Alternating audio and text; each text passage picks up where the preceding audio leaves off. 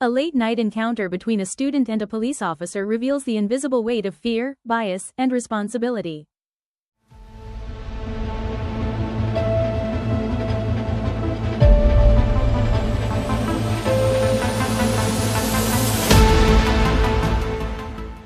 Blue and Brown tells the tense, thought-provoking story of Malik Johnson, a young black student navigating the city streets late at night, and Officer Ryan Moore, a rookie cop trying to follow the rules while grappling with instinct, fear, and systemic bias.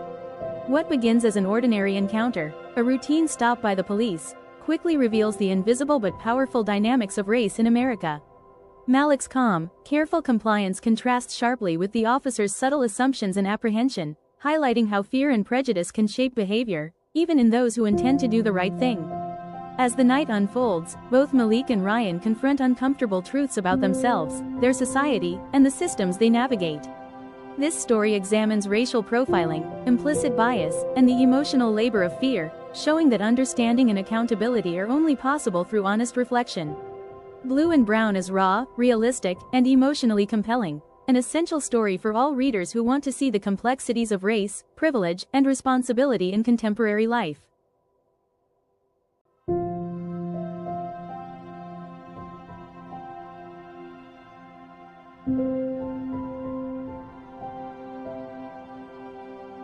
Malik Johnson had left his dorm late, earbuds in, headphones blasting jazz.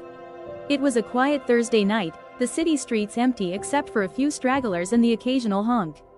He was on his way home from the library, thinking about his upcoming economics presentation. Then, a sharp sound sliced through the air, sirens. Red and blue lights painted the asphalt. Malik's heart jumped. A police cruiser pulled up beside him. The officer stepped out, hand hovering near his holster. "Evening," the officer said. "Mind telling me where you're headed?" "I'm walking home," Malik said, keeping his hands visible. The officer's gaze flicked to Malik's backpack. Then to his hoodie. Then back to his face. "You live around here?" "Yes," Malik answered, voice steady but tight. The world had contracted to those flashing lights in the officer's eyes. Malik remembered all the stories he'd heard from friends. The calls, the stops, the harassment. He tried to keep calm, to act as invisible as possible.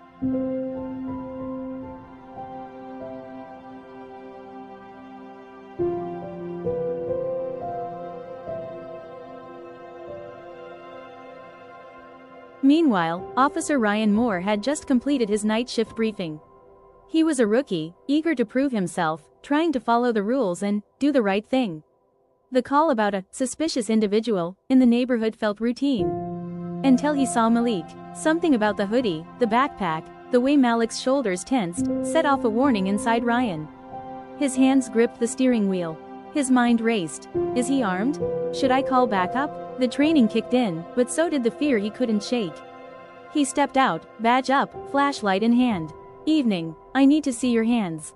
Malik raised his palms instinctively. "I'm not doing anything," he said. Ryan's voice tightened. "Step over here, sir." Every step Malik took felt measured. Every heartbeat seemed louder.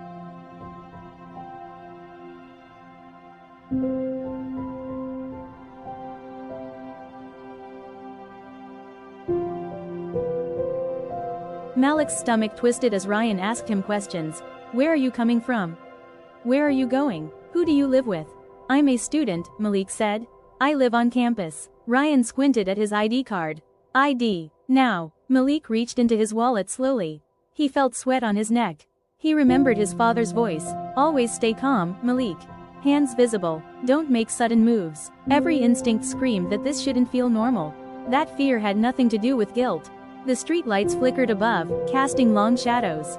Ryan kept a hand near his sidearm, Malik's backpack swaying slightly with each movement.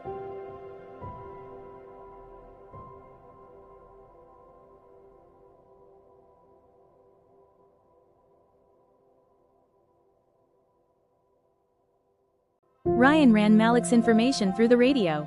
A few tense minutes passed. "Nothing," Ryan muttered, relief. But the tension didn't leave. Not really. He realized he had assumed too much, too quickly. Malik said nothing, trying to appear calm, though his hands were shaking slightly. The contradiction struck both of them. Policies required respect and fairness, but instinct, prejudice, and fear had overridden the rulebook. Ryan finally spoke. "I'm sorry for the stop." Malik nodded, tight-lipped. Words didn't come. They had been rehearsed in his mind for years, but never for this exact moment.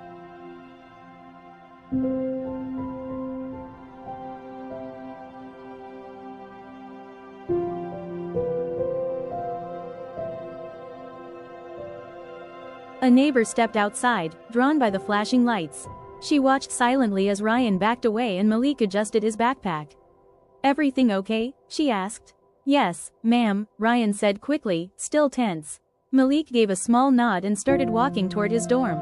The woman's eyes lingered on the two of them, young black man, young white officer, caught in a system neither could fully control.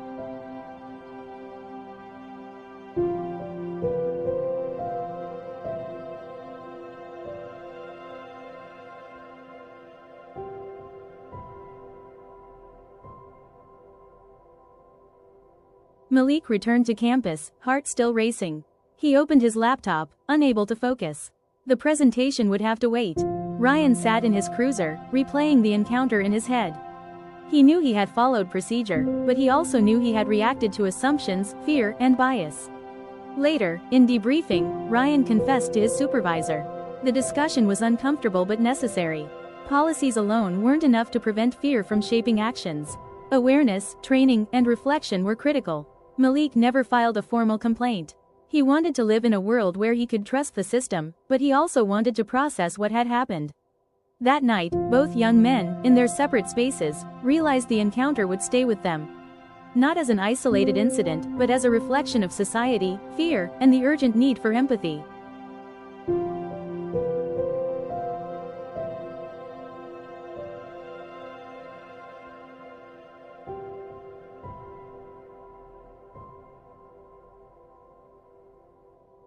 Fear and bias can shape actions even when no harm is intended, and following rules alone is not enough to ensure justice. True responsibility requires empathy, self-awareness, and the courage to question assumptions, on both sides, so that ordinary moments do not become sources of lasting harm.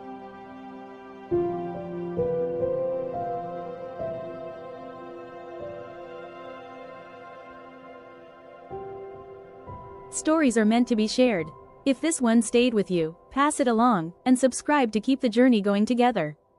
Stories like this remind us that real change begins with awareness, empathy, and honest conversation. If this story made you think, reflect, or see things differently, don't keep it to yourself, share it with others. Conversations create understanding, and understanding creates change. Subscribe for more stories that explore real-world experiences, difficult truths, and the humanity we all share. Thank you for listening.